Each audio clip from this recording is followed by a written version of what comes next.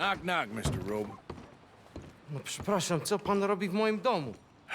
God damn it. English? Uh, You speak English? Me, Silesia. Yeah, good for Upper you. Silesia. I'm here for money that you borrow from a German man. Aha, German. Mein Herr, sprechen the Kaiserreich. I don't ja? speak German neither. I'm here for money.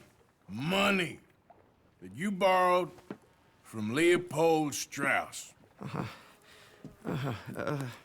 Leopold Strauss. Yeah. So it's time to pay. Where is it?